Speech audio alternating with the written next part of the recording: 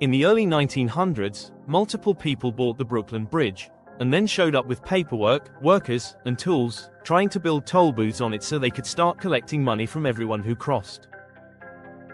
They weren't crazy. They thought they owned it. And in a strange way, they actually believed they had bought it legally.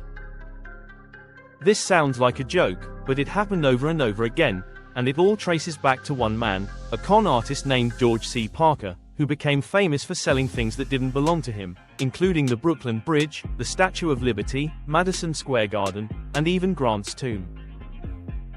And somehow, people kept believing him. To understand how this worked, you have to imagine New York City in the late 1800s and early 1900s. Millions of immigrants were arriving in America, many of them coming through Ellis Island with very little money, very little English, and a dream that in America, anyone could become rich if they worked hard enough. They arrived in a city full of massive buildings, incredible infrastructure, and opportunities that didn't exist anywhere else in the world. And they were told that in America, land ownership meant wealth. If you owned something, you could charge people to use it. Bridges, buildings, roads, transportation, ownership meant income. George C. Parker understood this better than anyone. He didn't invent the idea of scams, but he perfected a very specific kind of scam, selling public property to private buyers. And he didn't do it once. He did it dozens of times. Parker was not some guy in an alley trying to trick people quickly and disappear. He was patient, professional, convincing. He would set up fake offices, print official-looking documents, create contracts, and sometimes even hire people to pretend to be government officials or lawyers. He dressed well. He spoke confidently. He looked like a businessman.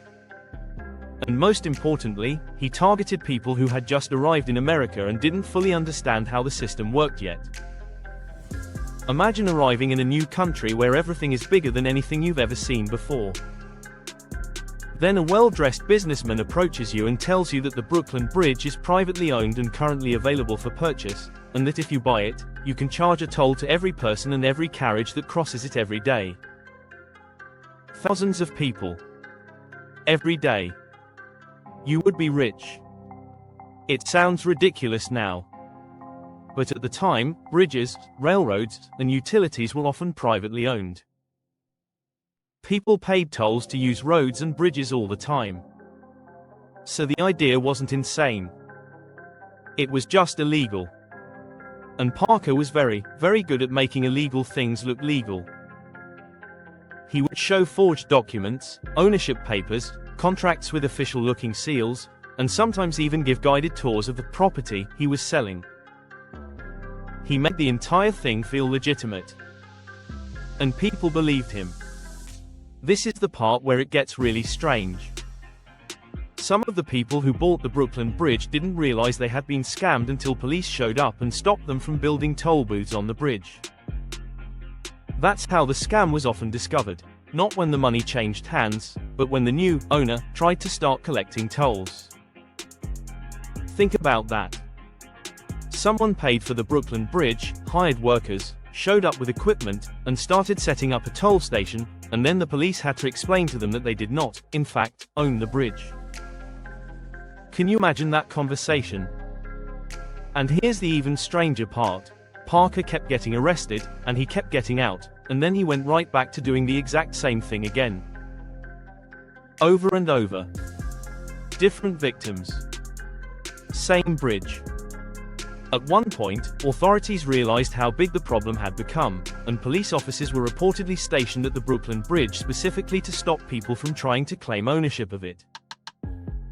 Not to stop criminals from destroying it, to stop new owners from trying to operate it. George C. Parker was eventually arrested multiple times, but he was so good at what he did that he managed to avoid serious punishment for years. It wasn't until 1928 that he was finally convicted and sentenced to life in Sing Sing prison as a repeat offender for fraud.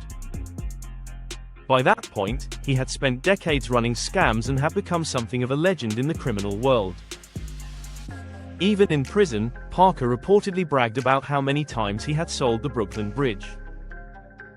Some stories claim he sold it 2 or 3 times. Others claim it was closer to a dozen.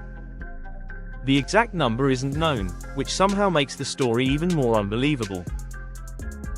But the real story here isn't just about one con artist. It's about why the scam worked. Because Parker didn't succeed by being sneaky. He succeeded by understanding people. He understood that people arriving in America believed in opportunity. They believed that if they were brave enough to take a risk, they could become wealthy. He didn't sell them a bridge. He sold them a dream. Ownership. Income. Success. The American dream, packaged into a single piece of paper with a fake signature at the bottom. And that's why this scam worked so many times. Because the victims weren't stupid. They were hopeful. They were ambitious. They wanted to believe that this was their chance to make it. There's a strange irony in this story. The Brooklyn Bridge was a symbol of American engineering, progress, and possibility, one of the most impressive structures in the world at the time. And yet, the thing that made it most famous for a while wasn't its design or its construction. It was the fact that people kept buying it from a man who didn't own it. Today, the phrase, "if you believe that, I've got a bridge to sell you," is still used as a joke to describe something that's obviously a scam. That phrase exists because of George C. Parker. His scams became so famous that they turned into a permanent part of the English language.